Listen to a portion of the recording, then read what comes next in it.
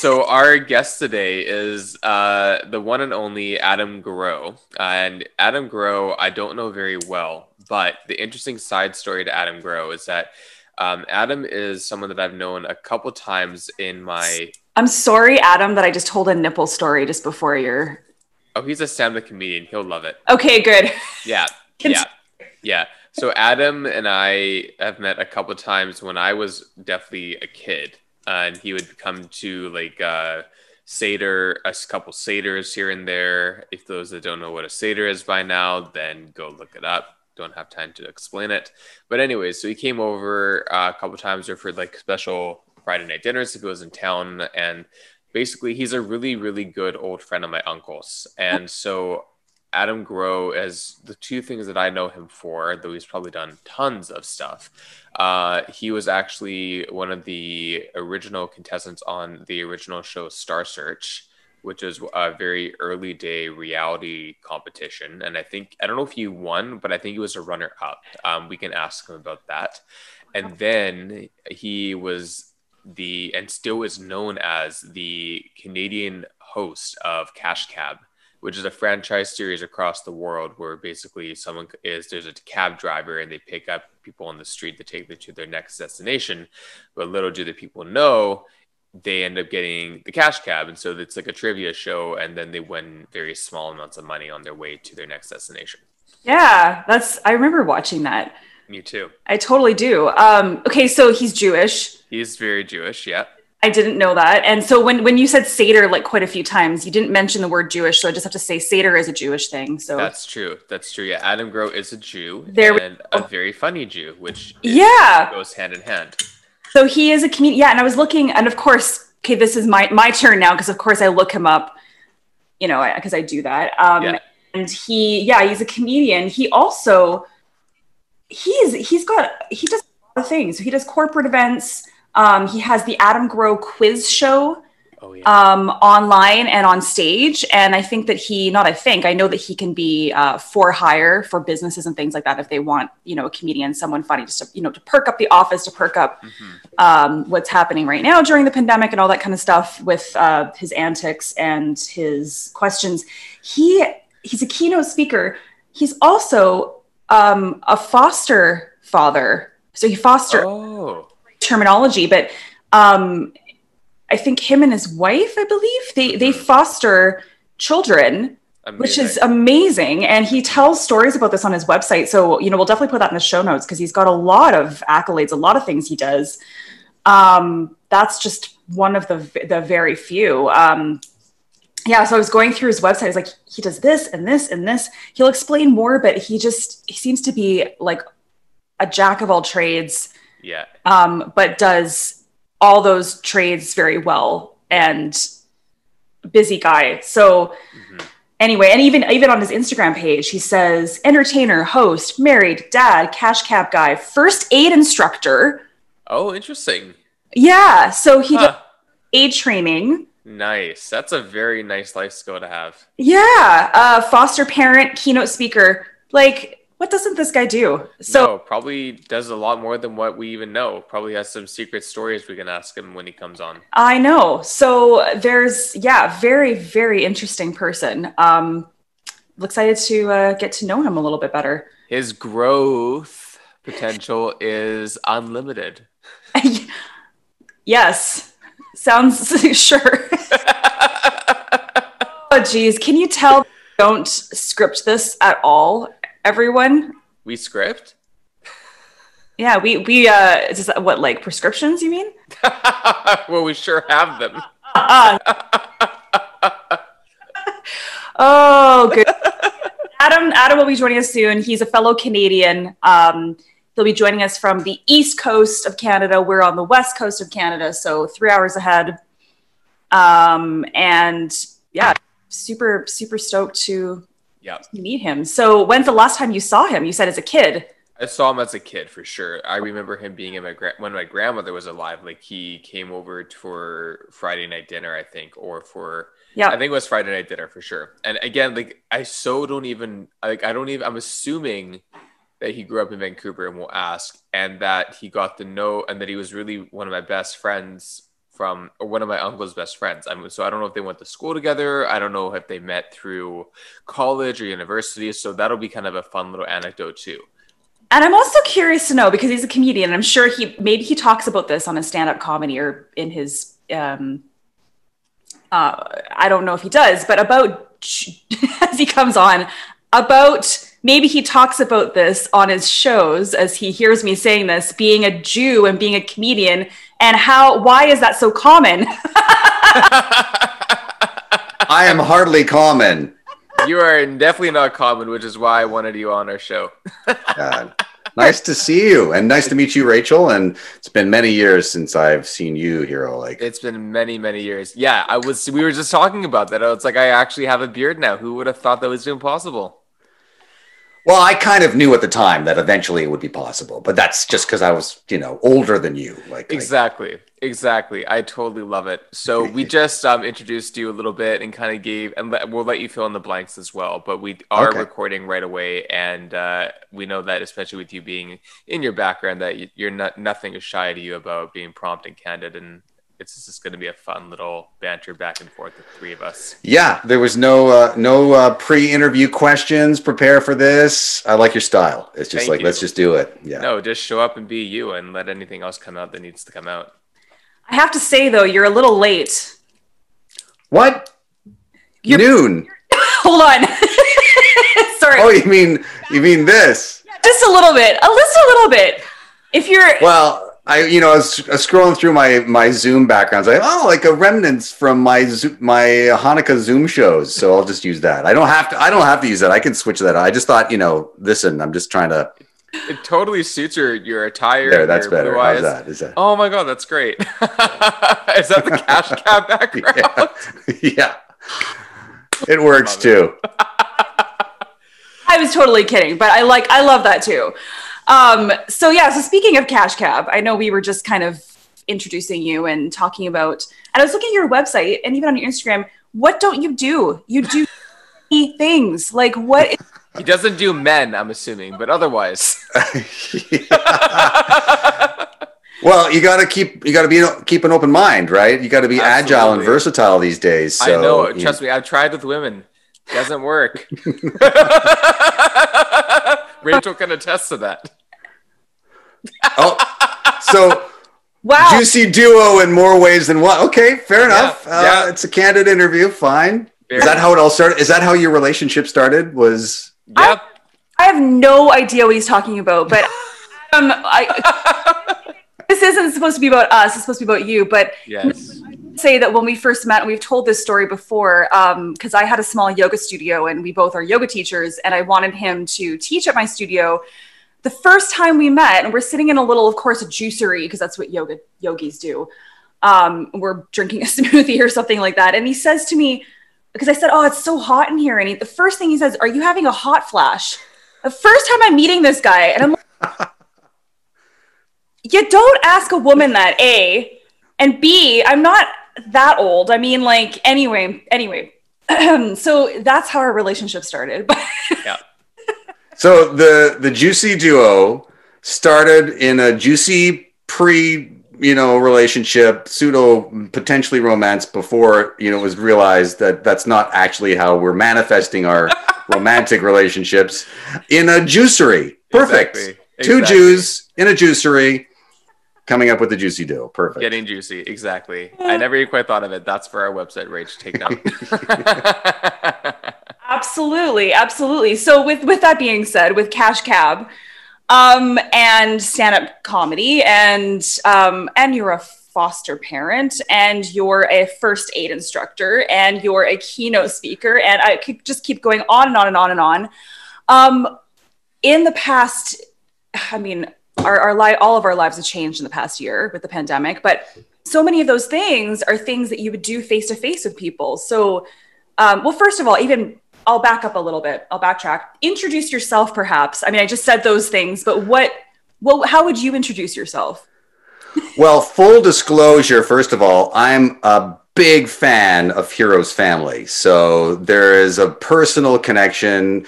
his parents and his uncle and his aunts and his grandpa still. I don't know what you call Cease. Yes. Chech. We call him Chech. All of Mike's friends call him Chech. Yeah. I've known Michael Siegel, Hiiro's uncle, since I was 3 years old. Wow. And so it's a very special family to me. So that's how I would first and foremost introduce myself and make it clear that I would have done this interview anyway, but there was zero hesitation. Absolutely. But, you know, as a professional, I do have a lot of, some of them are side hustles, but I think that that's kind of diminishing because I think it's important to have a lot of different skills and a lot of different interests. I'm primarily an entertainer, and that takes form in many different ways. And I kind of make sure to introduce myself as an entertainer versus I'm a stand-up comedian, because I think that's respectful of comedians who are, that's all they do or all they really want to do. And I just happen to be able to do that. And I'm grateful that that's a skill that's led to other things for me. But the comedians who are stand-up comedians, like, you know, the ones that you watch their specials and you can't wait for their next material. I'm not that kind of comic. I'm mostly, it's, you know, Cash Cab came along and I was a headline stand-up comic for over a decade before Cash Cab. And then Cash Cab came along, and once we got into about 3 or 4 seasons of Cash Cab, then the celebrity started to pop up a little bit, at least in Canada. And people were like, I didn't know you did comedy. It's like, welcome to being a Canadian entertainer. Like, people had I had comedy specials. I had stuff internationally on television. So it's just part of what I do. So all that other stuff that you know, even first aid, you know, that came from a personal place. The only thing that's not like a professional side hustle is fostering. Obviously, we've fostered 6 babies in our family over about 8 years now. And that's just, you know, I bring that up quickly because, you know, I talk about professionally how I define myself, and I talk about my relationship with and connection to Hiiro's family. But from a personal standpoint, I mean, that is the single most incredible experience that we've had as a family, is fostering. So I'm happy to talk about that as well. So that's kind of high level Adam Growe Cash Cab guy. I love that. I love that. And so in terms of the dialing right back, thanks. It's very sweet of you to refer to my family and stuff. And it's actually Cecil's birthday today. I think he's turning 88. I should wish him happy birthday after this. I'll see him later today. But yeah, we were just really happy. I was really happy that you were interested in being on the show, and have very fond memories of you, both in person and of course through entertainment and through the productions you've done.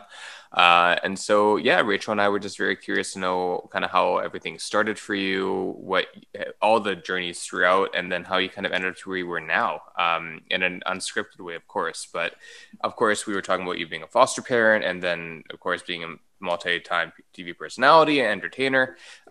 So what are you doing currently at the moment? And then maybe we can take a step back from the present time right now.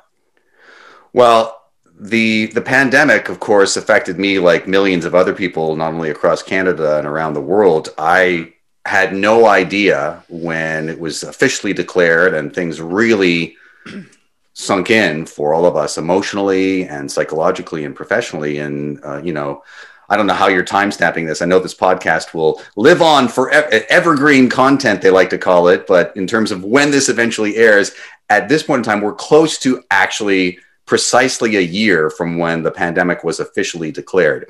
So it's March 2021 as this is being recorded. Whenever you happen to be listening or watching this, I'm sure that you are connecting with that kind of anniversary. And that's been one of the most professionally surprising changes for me, was making the adjustment to creating content online and actually making a living.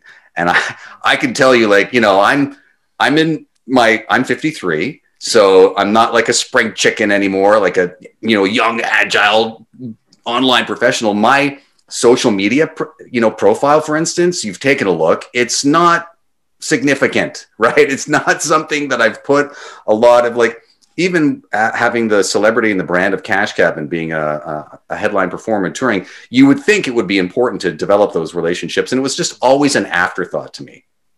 And I put effort into it at times and it just never went anywhere. And I just didn't know, what am I doing wrong? And it's just like, I have my own philosophies about the algorithms and how painful the relationship is that we have with social media anyway, but it's a liability to be an entertainer and not have a significant, I know for a fact, even starting a decade ago, that I lost corporate gigs, which is a significant source of my income, is working private shows for companies and conferences, that I would lose gigs to people because they go, yeah, it was between you and a couple other people. And we went with them because, they've got 10,000 Twitter followers. And I'm like, you're not selling tickets to this. No. It's a popularity contest. So for a long time, I hated it. I was just like, but you got to get over yourself, right? You got to not look at it like, oh, and especially as Canadians, we're also, I apologize. I'm sorry about promoting myself. I hope you don't think I'm like, it's like, we got to get out there. Like in the global digital market, we've got to be out there going, you need to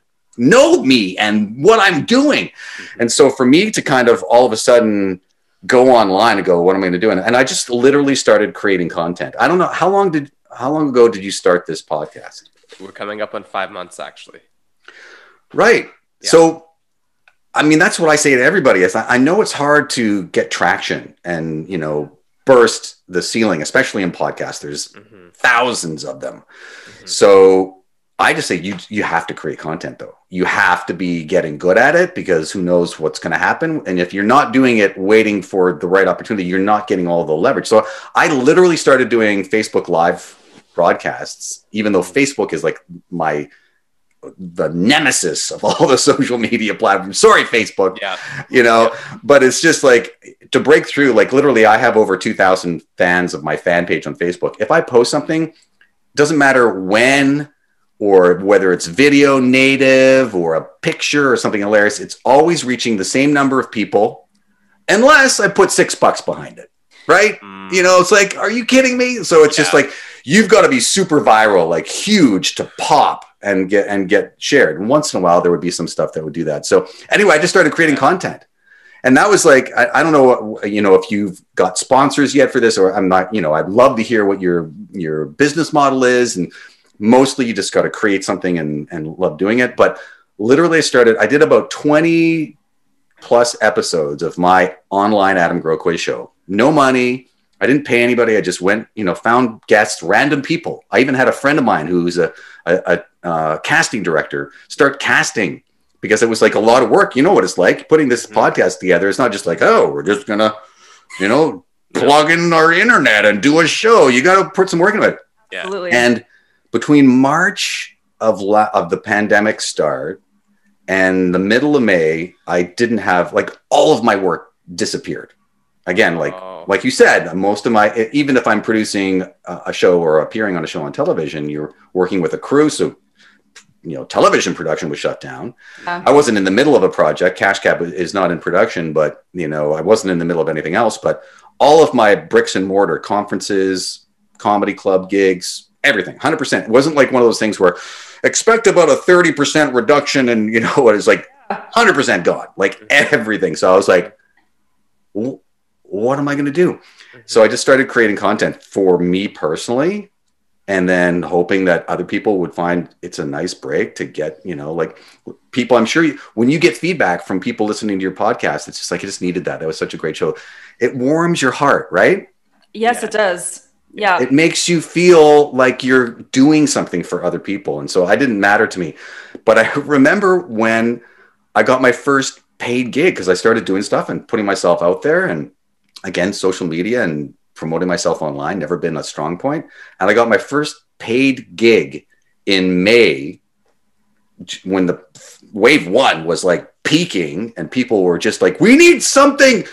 Are you doing anything online? I was like, yes, I am. How much do you charge? No idea. I have no idea. But I remember it was like literally less than 10% of what I would normally charge for a corporate entertainment gig. I had no idea what to charge.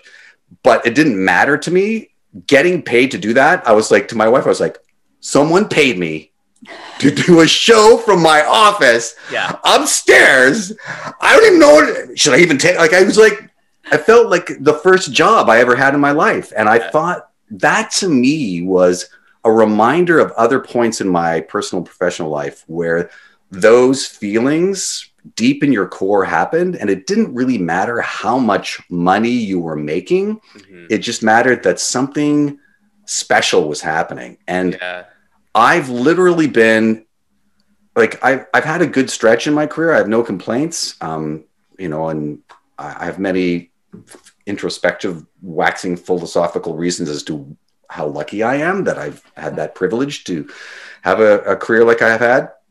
But I've been even busier during the pandemic than I was pre-COVID, because people, as much as people were like, Zoom doom, I can't have, like, they was like, but still we need to do something, right? So it was like crazy. And I started, you know, being able to, and I can produce a full turnkey show for a conference right now from my home office. There are hybrid things coming up that where you're popping into other environments and doing smaller productions. We'll get back to that eventually. That happened for a while in August, but it's been really busy, and I just feel really lucky to be able to reach people and provide them with entertainment and create myself. It's been unbelievable. It's a scary thing, the pandemic, and I just hope I kind of try to keep perspective, because a lot of people have not even been given the opportunity to make an adjustment. If they don't have jobs or careers, and then there's the people that have had to work,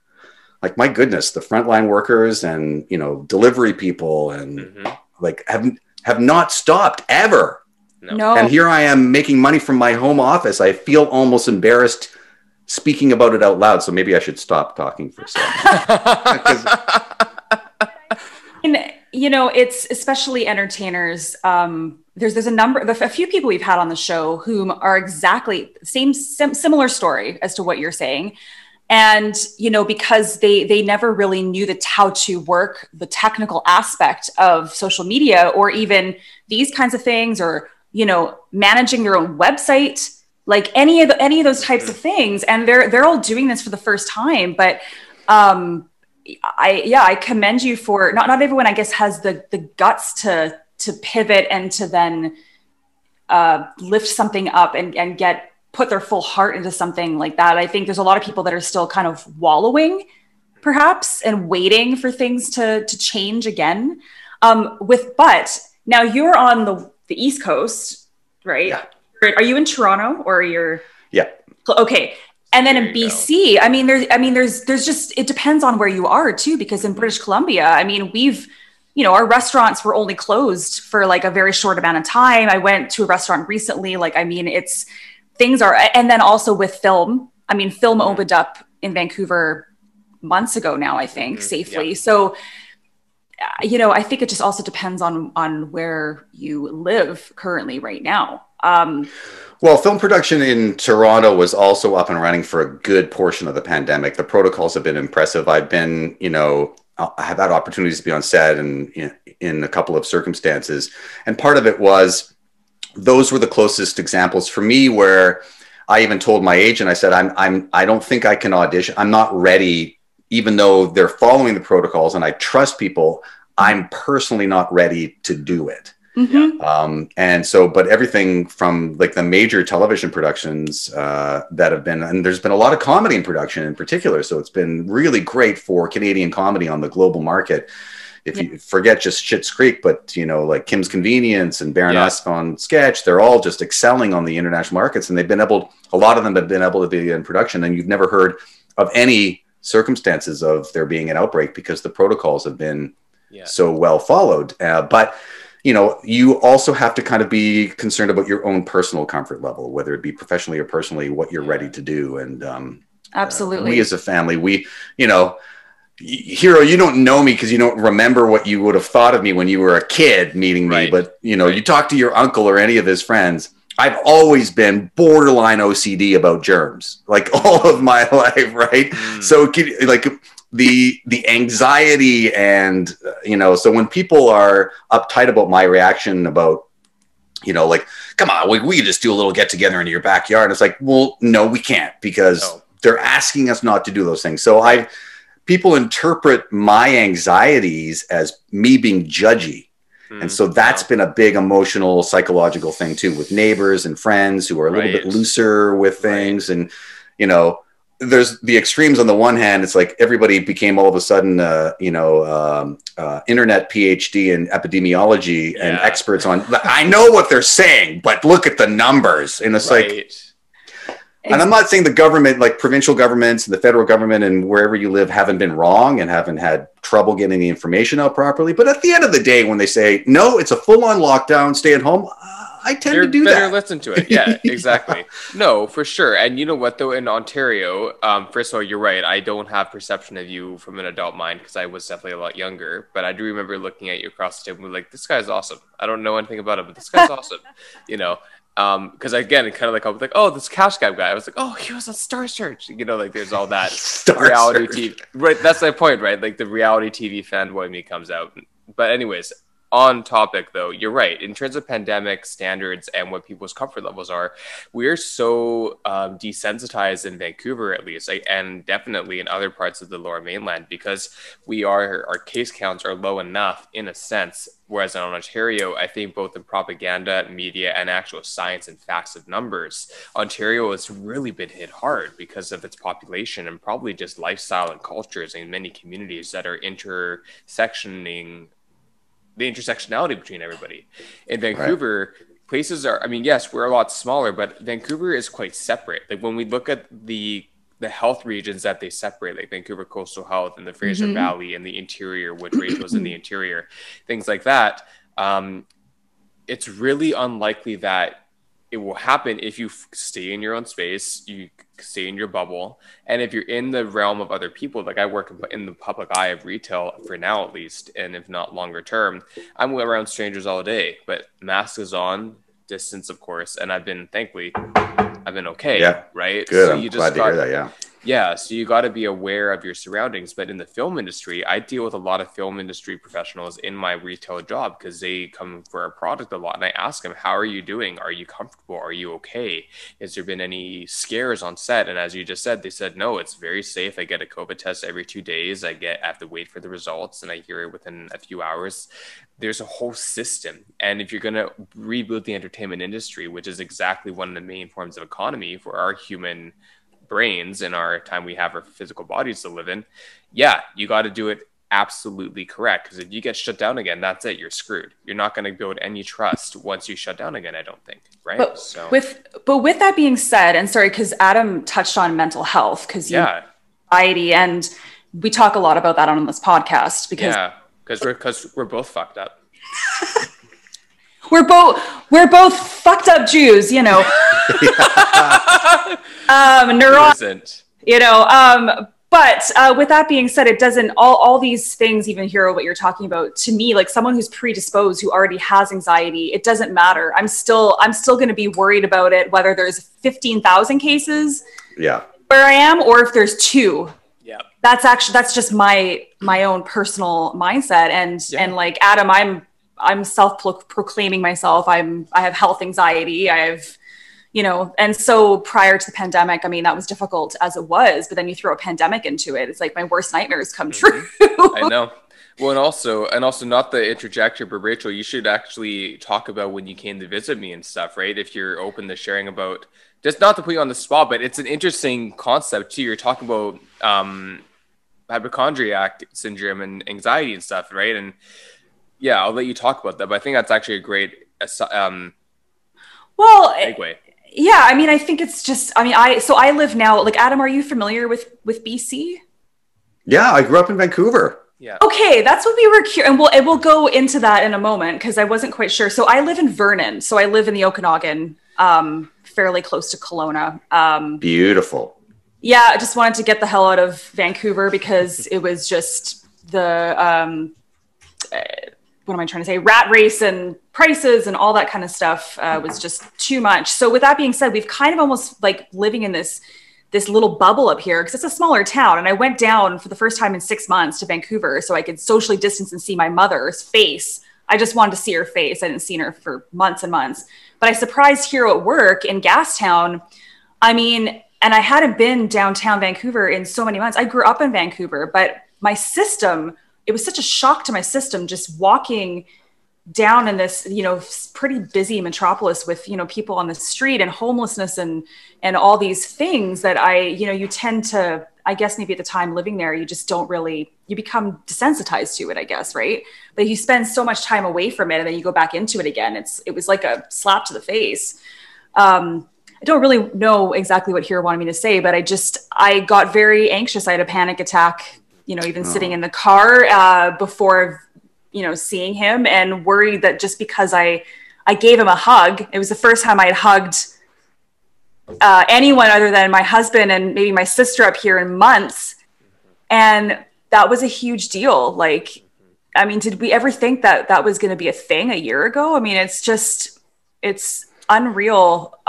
Just what this. Well, it's almost a metaphor for what we're all going to have to go through. Absolutely. There's a certain level of nationwide global PTSD that, regardless of your relationship to mental health or anxiety or germophobia, you're going to have, unless you're a nut bar and storming the Capitol. So like in general, we're all going to be experiencing, how do we, ease back into that? I mean, we're all going to be very hungry. I know my mom is the same way. I would like a hug. Right.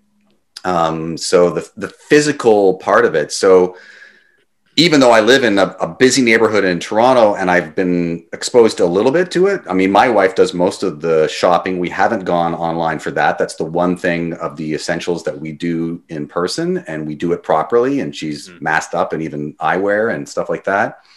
I often don't leave the house for days. And when I do, even having been in Toronto for a long time, I feel the same way. It's not like I'm coming from Vernon to Toronto.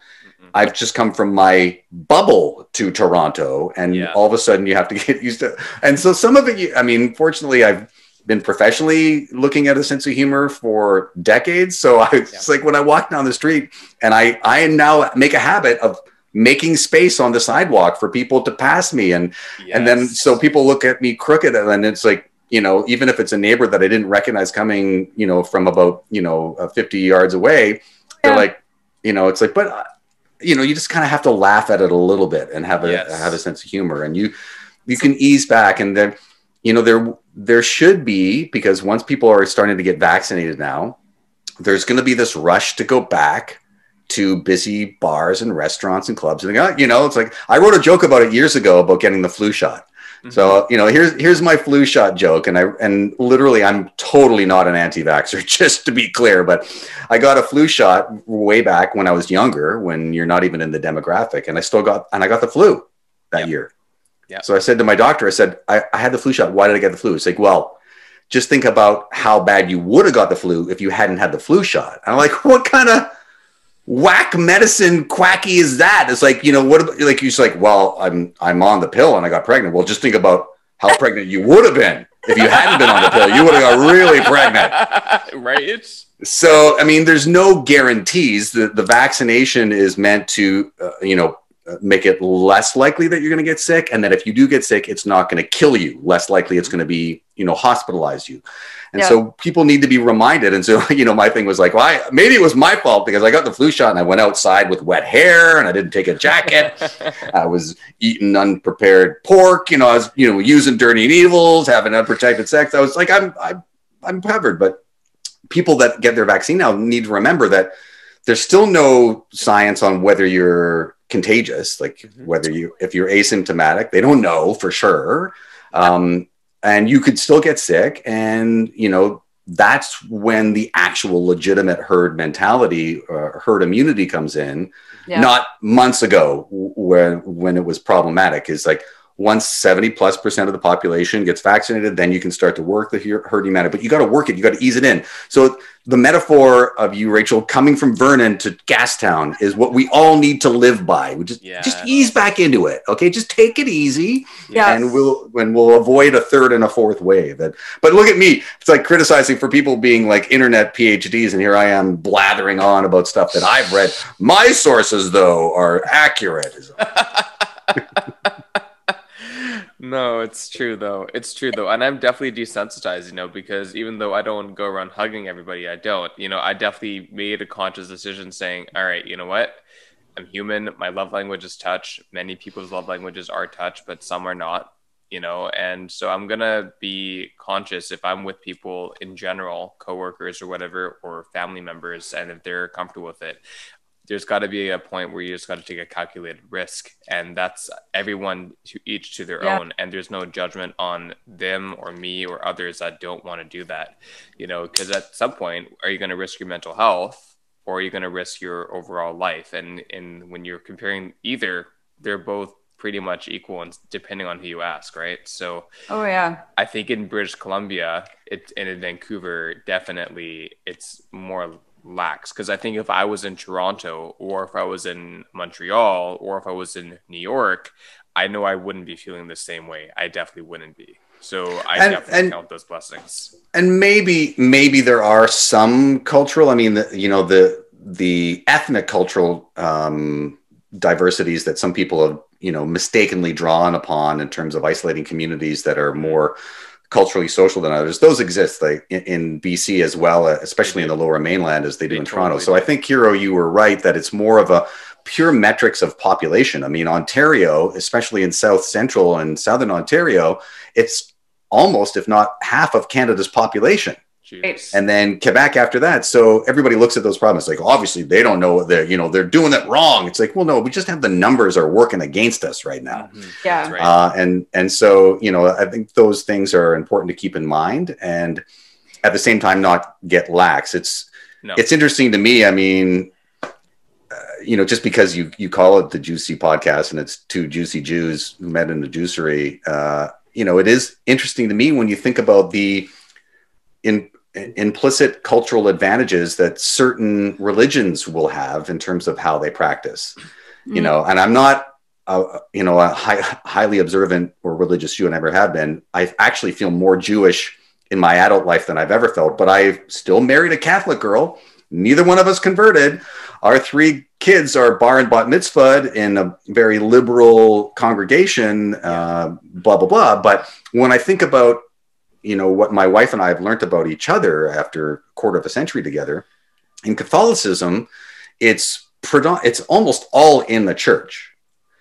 And it's very black and white. There's no meat in the middle. It's like you're either Catholic or you're not. Right?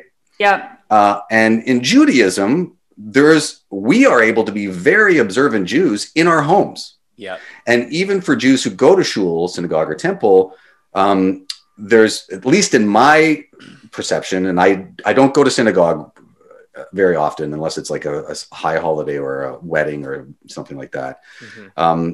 But even then, from what I understand, more Jewish congregations that I'm aware of are online with virtual stuff.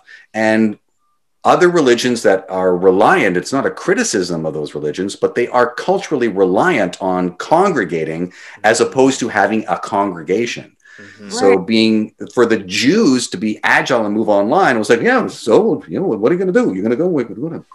Yeah. Yeah. That's what we've done. And so, yeah, we're resilient.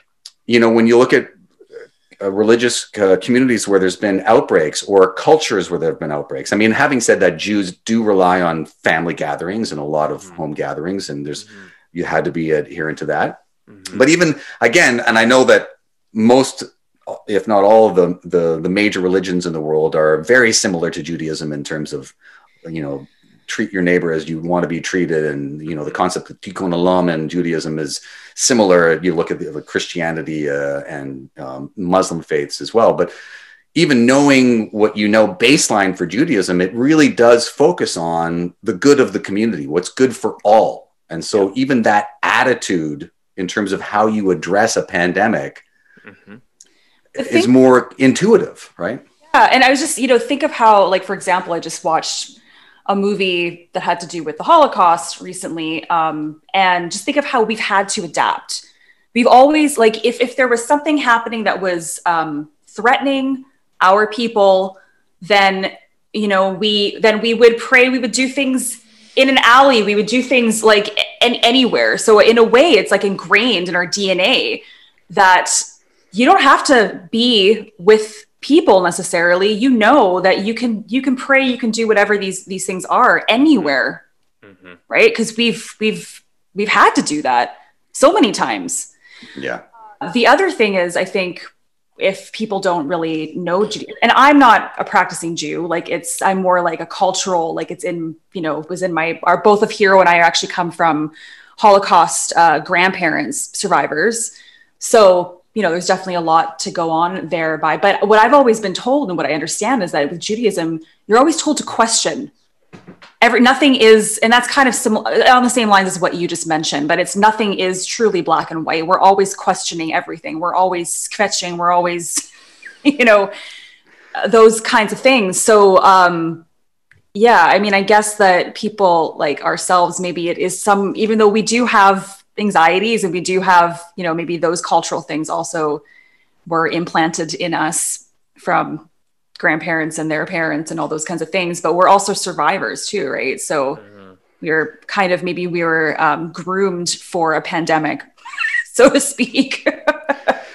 Yeah, I mean, it really is about survival to a certain degree for everyone, and it's just like even the advice and what you did 5 months ago was like, we should do something. We want to have an outlet. You can't get good at something unless you do it, and so Jews over the history, unfortunate in many circumstances, have had to be resilient, but our connection with survival is. Historically, it's in our blood, it's in our genes, it's in what we learn on a weekly basis. If you are going to shul every week and listening to the portions that are the same ones every year, but just with a different angle, a different dialogue, a different argument, perhaps, depending on the rabbi or whatever, we have a different relationship with it's going to be okay because we've been okay before, whereas other people perhaps don't have that same relationship. And, at the end of the day, it's not like you want to take risks that are going to be a liability and be detrimental. But when I talk about going to the market and going to a platform that wasn't very comfortable for me online, and especially live, I was able to adjust because I did have all of that professional experience. I mean, I even say one of the reasons I got Cash Cab was based on previous experience that other people might have thought, why would you do that? Like I hosted a live call-in show for donations for, the Knowledge Network, right? In BC. Well, TV Ontario is the same thing out here. In fact, the head of the Knowledge Network used to be the head of TVO out here. And so I did this thing for about 5 years where I would come live on TV and go, call now to support TV Ontario. Your kids need this children's programming and all these great British dramas. I was that guy, like on, like Goldie from whatever. And so people, and this was not like really early in my career, but that gave me live chops in terms of performing live, like no script, no teleprompter, 4 cameras, director in my ear, go. And it was just like, here we go. And I did that for long enough that it's just in my blood. So doing Cash Cab, what it was like, I had to think on my feet. I had to multitask. I had a director in my ear while I'm driving and I'm interacting with people. Very safe. All of it was very safe, by the way. And so, you always kind of look at incrementally what you bring to the market. And so going live online was a new platform, but being live was not. Yes. And, taking risks was not. And so I don't mind saying I've tried a lot of different things virtually in the last year now, or almost a year, that were potentially going to be failures with paying clients because I was trying them out for the first time. Like my go-to product right now is I go into a virtual cloud studio. It's not Zoom, it's another platform, but you can do it similar from Zoom. And I can either record there or I can stream live from that environment to other multiple platforms. My LinkedIn profile, my Facebook page, my YouTube channel, or with a special RTMP URL and stream key to another event platform where a corporate event is happening. And I can bring 10 guests in there. I've got graphics and overlays. I'm doing it in real time. So I'm producing a live television show in the cloud that is being streamed live to other places. And I've augmented that with an app that people can play my questions as I'm asking them on screen and showing them on screen with contestants on screen, a la Cash Cap, they can play for points and prizes on their mobile phone. And I'm doing all of that in real time. And I'm 53 years old. And who says you can't teach it? But, you know, I had to get to that point where I could do that by trying different apps and going to different platforms. And some of them were fails. But how are you going to know unless you take a risk, right? Yeah. Well, and I think that, and just with, because you mentioned when we first started talking about, yes, there are thousands of podcasts. And, you know, I think that the pandemic has there's thousands more that have popped up because of the pandemic, more so than ever. I mean, I'm just going to say comedian again, but because there's a lot of comedians of podcasts. There's a lot of, you know, any comedian, actor, like anybody who was a gig worker, you know, they all have podcasts. So, but what I say to Hiiro is I think, you know, once people start to get back to like normal life, whatever that looks like, those people that maybe just aren't willing to continue and work hard at it, just like anything, a lot of them are going to die off, and they're not going to, you know, if you can rise above and continue to work and continue to get good at what you're doing, then hopefully you'll be one of the ones that stays and, you know, has some staying power, so to speak. So, and to be fair, I've had 2 podcasts and both of them failed miserably. The first one barely saw the light of day, but it was self-produced, and I just lost the momentum. And this is years ago. This was, you know, when it was like, you know, it's kind of like one of those things where both of you are too young to know this reference, but I always joke about, you know, in the 80s when people got personal computers for the first time, everybody became a graphics designer, right? It's like, I can make brochures. And it's like, well, now, yeah, you got the wingdings and you got but you still have to have an eye. You still have to be good at it. And so, you know, I started one podcast on my own and it just didn't go anywhere. And then I had another podcast that was at a podcast network. It had a producer and, you know, support behind it. And we only did about 13 or 14 episodes. It just, the timing wasn't right. Didn't hit the traction that we hoped. And so, but how are you going to know unless you put yourself out there? Yeah. Right. And so not everything is going to turn into a revenue generator or get the traction. I know people that are doing podcasts that have done hundreds of podcasts and they probably haven't made, you know, any significant income from them at all. It's a passion project and they're informative and they've stuck with it. And I just think that it's brilliant. I mean, at the same time, you only have so much, like one of the buzzwords is bandwidth. So if you're looking at getting a paycheck and you're looking to supply for your family or for yourself and advance your career and develop your professional toolkit, at a certain point, you only have time for so much. Yep. Right. Yep. So you can't do something if it's not gratifying. And, you know, I'll be honest with you, the second podcast I did, I really liked it to start, but I ended up not looking forward to going for various reasons that were unrelated to me or the product. And you just got to know when to pull the chute and get out of there. Right. Yep. Just like with my yoga studio. I think you had your own yoga studio. I did for a amount of time in North Vancouver. So, I mean, it's just like, it's one of those things where right now, like this is a passion project of Hiiro and mine. We both have, you know, full-time gigs that are, you know, making us bank. Well, you do right now. Okay, fine. I mean, so anyway, I mean, and if it's one of those things I've been there where I've had to rely on something like yoga where we don't have to get into the whole yoga conversation and about Vancouver yogis and how everyone's a yoga teacher and blah, blah, blah. But I've been there and I don't really want to go back there. So I'm happy to do this right now. I love it. It's fun. Get to talk to great people. We get to, you know, hopefully inspire or, you know, affect somebody out there, one person even. Wonderful. If it flies, great. If not, we're just going to keep doing it because we love doing it. So it's good to be in this position, I think. Well, and for me, it's 5 years from now, you don't want to be saying, probably was the right decision never to have a yoga studio, but I should have done it. Now you know, right? You've got that intel, that experience. Mm-hmm. You know, I spent tens of thousands of dollars, I'd say, $20,000, $30,000 about 7 years ago. to try to develop basically a version of Trivia HQ. Did you ever do Trivia HQ? No, but I'm curious to know about it. It's familiar. So Trivia HQ, whatever it is, it was a mobile app where you could play live trivia on your phone. It was like big thing about 4 or 5 years ago. It just like really popped, and people were like actually stopping to work and playing. And it was extremely well done. But it was live trivia on your phone for cash prizes.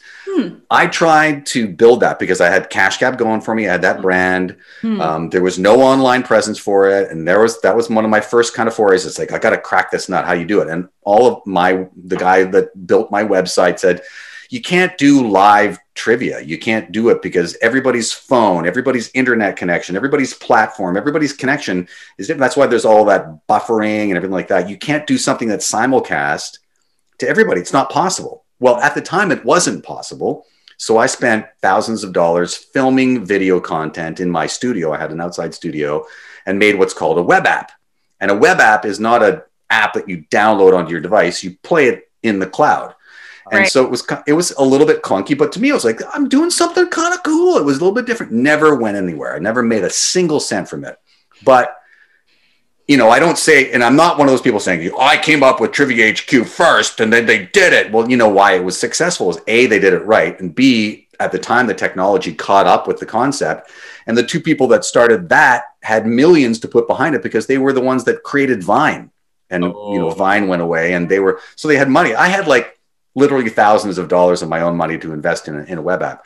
But I look back on those days of creating that, and I think about exactly what you were saying, Rachel. And that's exactly the moment I have when I think about when Trivia HQ came out and people were like, oh, that should be you hosting that. It should be you. It's like, if I hadn't tried my web app and put the money and time into it and put it out there and it just wasn't right. It was too clunky. It was not, you know, if I hadn't have done that and Trivia HQ came out, I would have gone, I could have been a millionaire. Like I would have thought in my inexperience and naivety that I should have been that guy. And when I really, like when people came to me and said, we want to make the Canadian, I had people come to me and say, we want to make the Canadian version of that.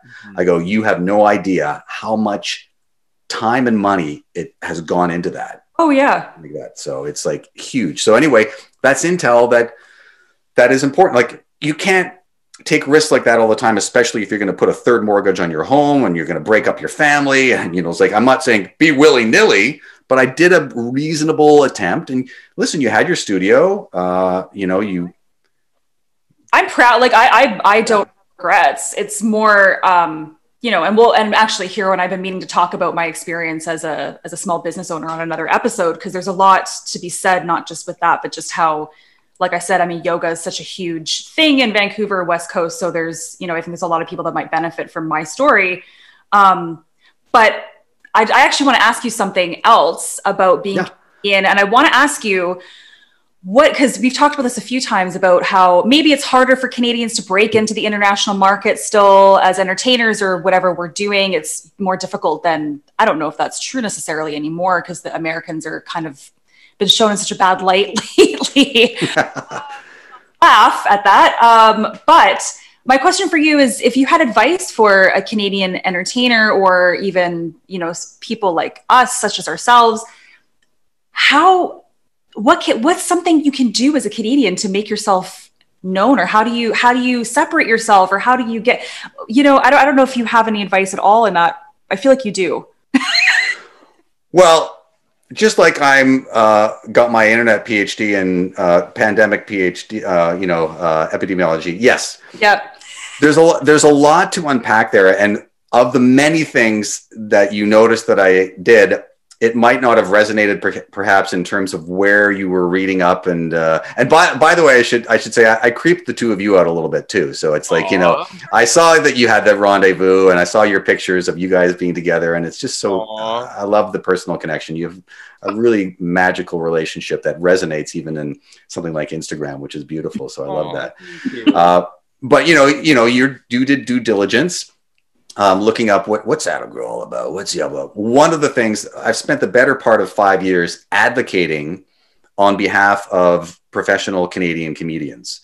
And that came in the formation of two separate not-for-profit incorporations. I helped co-found both of them. One of them I'm still involved with, and one of them I'm no longer involved with. And both of them are about telling that story. It's very specific to comedy, but that relationship for other Canadian artists is, very similar for musicians, for visual artists, for authors. It's a very similar story. The main difference for comedians is comedy has not ever been officially recognized as an art form in this country. And as a result of that, comedians can't apply for arts grants and other support mechanisms as comedians. What? It's very difficult for them to apply in general. And if they do apply, they have to be successful as a theater artist or a literary artist or a dance artist, and kind of hide the fact that, but it's comedy. So it's been an uphill battle. But part of that process for me was I was on the board of directors for these foundations. We started advocating. We went to Parliament Hill and had meetings with politicians and government departments on multiple occasions. It was a whole new relationship for me as an individual citizen, voting citizen, and as a professional with government. And I'd say overall, it was very inspiring because I got to meet a lot of interesting people. And as you can probably imagine, it was also deflating because of how slow things move and the bureaucracy and the dance that you've got to do. They call it, when you talk about things, I'm not sure I like the politics in that office or that workplace. They call it that in a pejorative because that's what we've learned from politicians. It's pretty sketchy how things go. And so advocating on behalf of Canadian comedians as artists has been an eye-opener for me in terms of what we're up against in this country as Canadians. And at the end of the day, it's just like what Hiiro and I were talking about. The pure numbers between Ontario and Quebec dealing with the pandemic and BC and Nova Scotia dealing with the pandemic are very much the similar uphill battle that Canadian artists have in terms of reaching people on the global digital media market because of the population of Canada being the size of one American city. So the metrics, the pure algorithms are massive. Combine that with the fact that as a result of that relationship over many decades, broadcasters in this country, in terms of generating ad revenue, have to look at different models in terms of how they're going to make money off the content that they're distributing to Canadian homes, whether it be radio, television, or now online, which is called OTT, over the top, which is basically put everything else to bed. But, that's been, in the works for, 5 to 7 years now. Anyway, to change the revenue models, they just eventually over time have allowed the very dominant culture of America, which is our closest border in the world, our pre-COVID, the most free-flowing border in the world in terms of trade and culture, to basically infiltrate our culture and society and our channels. Because it's cheaper to get already made American content because they've got revenue models and a star system that makes it cheaper to create content in the first place than for Canadian productions to create their own.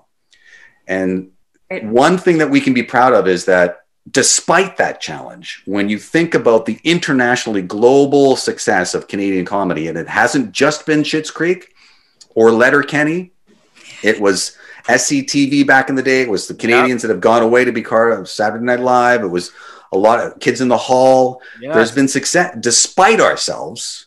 We've been successful. And it kind of reminds me, thinking in the moment, what you were saying, Rachel, about Jews. We've been resilient and survivors. Canadian comedians have had to find a way. It's like Jurassic Park, life will find, it's like whatever that famous quote was. Canadian artists have to find a way. And so we just keep creating, we keep getting out there. But at a certain point, why I started these foundations, these associations, like you get fed up. And you go, like, things have got to change. And so now on this global digital media market, how do we balance between the benefits of having this global strategy, but not being muted and suffocated by globalization? And so to keep our own identity, the advice, I mean, this was about a 10-minute answer to your question, which is normal for me.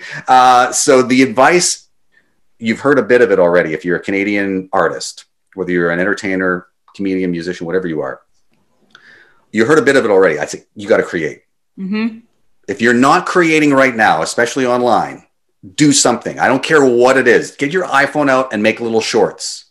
Record a podcast. I don't care who listens.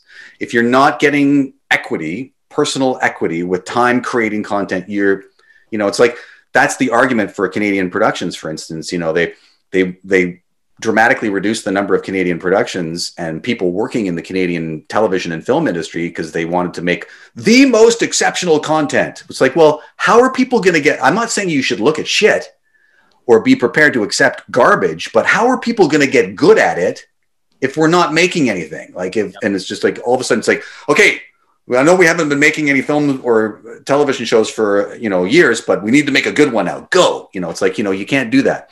Out of thin air. And then the second piece is something that's a little bit more challenging, and it's contrary to what I had as my relationship with social media, and I'm still conflicted, is as a Canadian, and what I'm going to do for you, and I'll do the best I can. I can't promise anything. You've got to amp up, and what do the kids say? Hype and amp up every Canadian artist. I'm not saying be fake about it, but if you even halfway like what they're doing, like, share, post, amplify, because that's all we've got, right? Yep. Yeah. We definitely, we've had people on the show, like even recently, like the band Mother, I don't know if you know who they are. Jasmine was on our show, and she's in the band. She's the keyboardist. And again, but it was the same thing. There's this Canadian connection. It's like, we'll scratch your back, you'll scratch mine. We're all like, there definitely is this, just like being a Jew, I guess, too, right? Like it kind of all kind of rolls into that same sort of idea of there's a bloodline there, there's a connection, it's family, yeah. So well, it's there's so many parallels. It's not, and it's got to be a structured effort. I mean, literally, I don't do it every day, but there are enough days where I sit down and for 15 minutes, I scroll through platforms. I'm not even doing my own thing. I'm liking other Canadian comedians. Mm-hmm. And the other parallel is shop local, right? Yeah. We've talked about it from the pandemic standpoint to keep these small businesses afloat so that they're there for us when things clear up. Well, I can't tell you how many times people say, oh, this comedian is so great. It's like, well, have you looked for any of the Canadians who are doing stand-up on Netflix? There are some, it's like, oh, no, I don't look. It's like, well, make a little effort. I mean, right. Canadian film, watch a Canadian film. If you're going, it's like, you're just looking for a distraction, pick a Canadian one. I've been taking my now 81-year-old mom to the theater every day during the pandemic. We've missed maybe 3 or 4 days.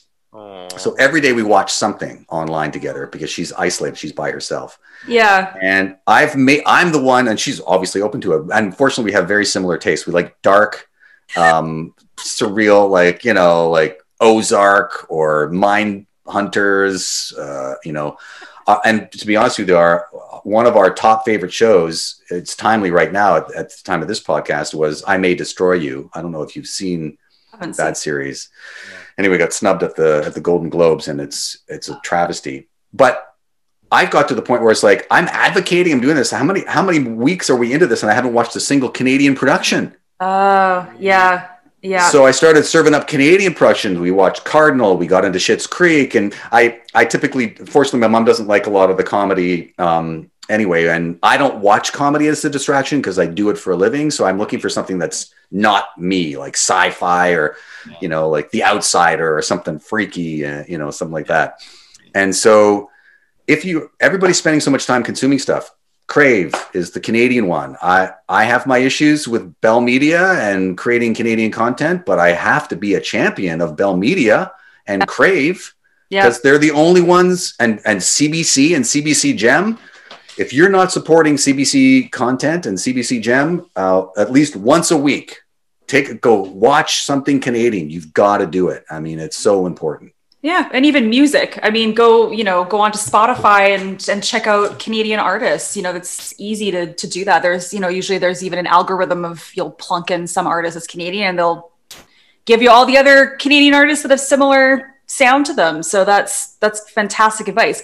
We're coming on to an hour and we didn't even get to talk about your childhood. We didn't get to talk about Vancouver. We didn't get to talk about, I'm going to swear. We actually didn't really even swear on this podcast, which we normally do. But how the fuck you got to where you are, with why you chose to be an entertainer, all those kinds of things. So I feel like we need to have you back if you'd be willing.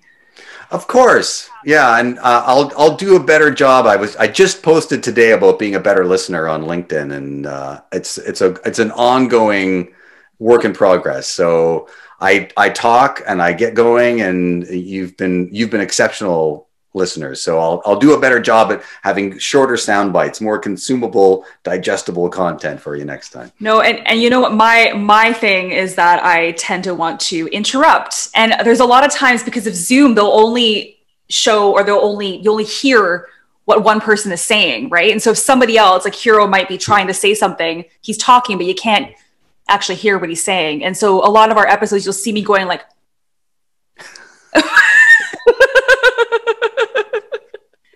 kind of embarrassing now that I think of it, because I'm literally trying to interrupt you because I'm so excited to ask questions. So don't worry about that.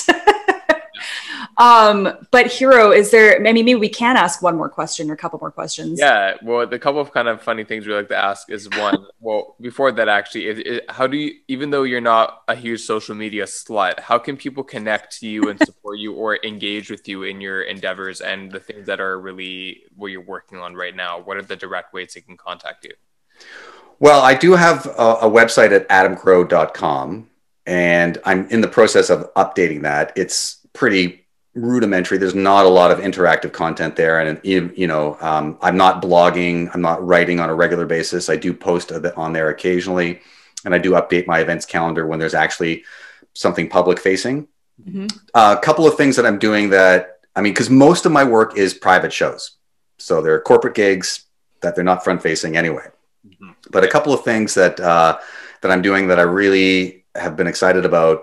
One of them is this quiz show with Canadian mayors that actually premieres. It's only a limited run web series, 4 episodes so far. It starts this Sunday, March 7th. So cool. Timestamp this, but it's every Sunday. But it'll be the premiere broadcast on the Facebook page for the show. You can play the gamification and actually answer the questions for prizes. And then after that, you're just watching the show. But it's been really interesting to co-produce a web series with Canadian mayors across the country, putting a positive spin and spotlight on municipal politics and having fun in an interactive quiz show with me online. And it's sponsored by Canada's Top Mayor Award, which is an organization that approached me pre-COVID to host and be a judge in a big thing that they were starting up. And then once pandemic hit, I pitched them on going digital. I said, well, let's make a web series. So here I am pitching stuff, and they said, let's do it. So it's just a really fun thing with me and mayors having fun. Huh. And then I am doing some other live stream occasionally. I'm trying to promote a Canadian platform called Onviva, Onviva. Okay. And I have no investment. I have no ownership of it, but because of what we've been talking about and because of my ability to stream live to a platform, I've set up that I will do some live trivia shows. I've only done 2 so far with them, that people can play trivia with guests that I have on screen, and they play interactively on their phones. So I'm trying to support a Canadian platform that is exactly about supporting Canadian chefs, Canadian visual artists, Canadian musicians. And it's a platform where it's not as socially integrated as your Facebooks or other platforms, but it gives control to the artist. We own the content. That platform does not, when you post something on Facebook, if you read the fine print, they can do whatever with your content that they want. Same with YouTube, right? And on Onviva, you're in control of what you charge, if you charge, et cetera, et cetera. So if you follow my social platforms, I'm all Adam Growe. I'll be honest with you, it's not going to be very appealing to maybe your audience. My favorite is LinkedIn.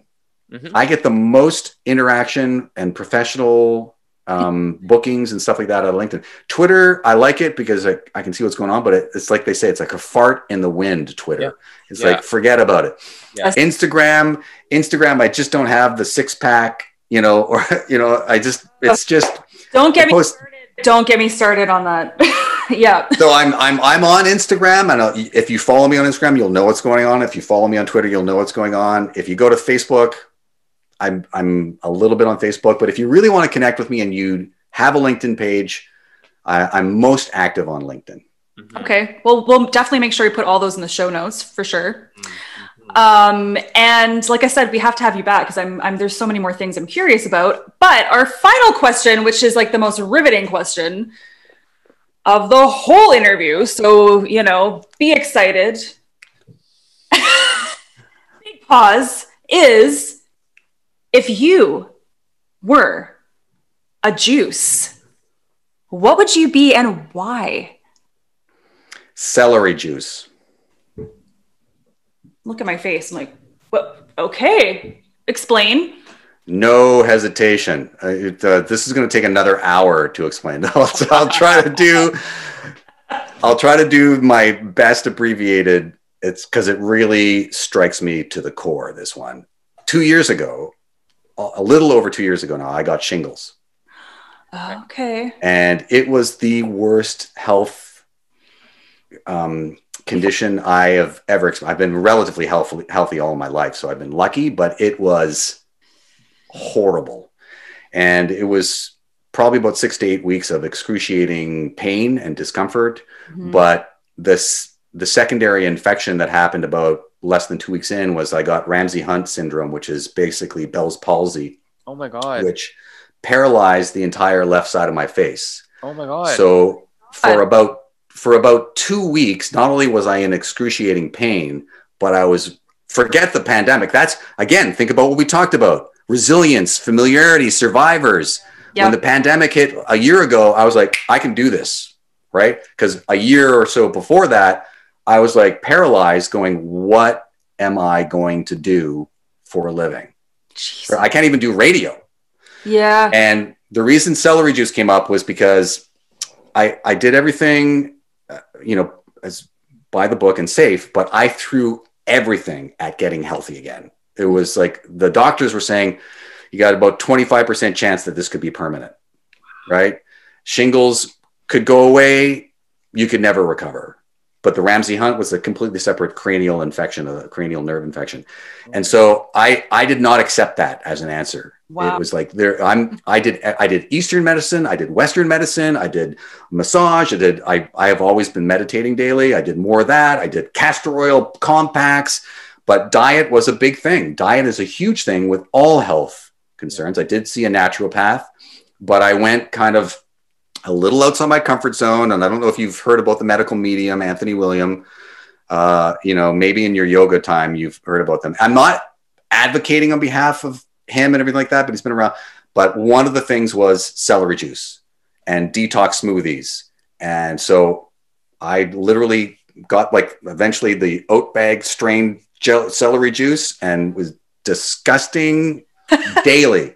And I blogged about this for sure. I would never be able to tell you if it was celery juice or the vitamin drips or the whatever else I was doing that got me out of it. I didn't care because I eventually got better. And I was just like, and so I still occasionally have a pure celery juice with no real scientific support, because for me, it was like the stuff I was doing was not like, I know it's not going to kill me. Yeah. I wasn't taking supplements or doing it. I mean, I was getting B12 and vitamin C injected into my veins. Yeah. But those, but for the most part, I wasn't doing anything with it. But celery juice, when I tell people about celery juice, they're like, that's like the most uninteresting juice you could be. But it's like, in my books, it could have saved me. I don't know. Yeah. Lots of science behind celery juice, and it's a very buzz term. There's even a book about just celery juice right now that's very trending. So yeah, no, it's one of the most incredible healing juices that's out there right now. That's probably one of the best answers we've had, Adam. Has a very, very real and good, and that story. It's really good. I think you're actually maybe the second person that's actually said celery juice. Oh, okay. Now, yeah. So I think, not that I'm trying to say that it's a trend or anything right now, but there's proof, there's something behind that, obviously. So, and even if it's a placebo effect, because you're like, you don't really know if it, who cares? Because like makeup. What's that? Like makeup. Okay, I didn't understand that. People always put makeup on saying it's going to be beautiful. My skin's going to look more ageless. Like, is it actually the product, or is it the placebo effect your brain has to think that you're actually going to look younger and more beautiful? I guess. Yeah, I don't know if I'd put that as a placebo effect, but sure, we'll go. Well, I don't know. What you're saying. Well, anything that's going to put confidence into your, a little spark in your step. I agree. Like if you feel more confident going out, then the energy you put out to people is going to be. They won't know why. They won't be able to put their finger on it, but there's something. Hiiro is really ooh, I like, it's like, and little do they know, he was wearing foundation. Right? All of this mug. Oh, he's got an IV drip in his pocket with celery. Yeah. Anyway, it has been a pleasure to speak with you. We thank you humbly, gratefully, and yeah, just happy that I got to meet you and we got to talk about all these wonderful topics. And see, you never know what you're going to get on the show, because we didn't really necessarily know where it was headed, but we spoke uninterrupted for almost an hour and 15 minutes, and amazing. It was great. Mostly me. Apologies, but No, it's perfect. I'm just happy to get out and talk to people. That's all. Totally. And we'd love to have you back. So we are booking into May now. So if you have that just as a random glance at your schedule, we can definitely connect with you about that. And yes, send me some stuff, but also send me the coordinates and the deets and the shares, and I'll amp it up as best I can. Like I've already alluded to the fact that I don't have a big following. So don't expect we're going to pop now, but I'll do what I can. That's not why we have our guests on the show. We just want to have real people with real stories and that have real hearts, and that's what matters. So, and this is no less. So, and you just never know, because and now I know we're still talking, but we had a guest on from the most current Hell's Kitchen season that's on right now. And Mary Lou, you just don't know. All of a sudden, her episode has well over 1,000 views on YouTube, and we only had her on a few weeks ago, but. You just never know. But then again, it's like some of our other, that video has been doing really well, but the rest of them still, so you just never know what's going to gain traction. Yeah. Never know. Well, and that's part of it for me, is just keep doing it because you love it and it's interesting to you. Yep. I remember when I had the podcast going on, and one of the producers that ended up working on it's like, well, our network does really well with people in West Virginia and Norwegians. So we need to kind of figure out how we can, it's like, do you even know why that's happening? Is there what random reason is that happening that might not have nothing to do with the content? So why are we going to all of a sudden change everything to cater to that random spike? Right. Exactly. And that's where it lost interest to me, because I was like, now not creating content that was of any interest from my inner being. Right. So exactly. Totally so right. All the best. Okay. Safe. Thank you, Adam. No, I'm just kidding. No, it's good. It's good to leave more. Some people we have, and it's sweet, concise, and that's perfect. And we have other guests that we're going to have on for second parts as well, and in the future as well, to continue these dialogues that we haven't had a chance to fully wrap up. So we'll add you to that queue, which we're excited about. When I finished the recordings in the cloud with the mayors I worked with and continue to work with on the episode, we record for about an hour, and the show's 28 minutes, 30 seconds.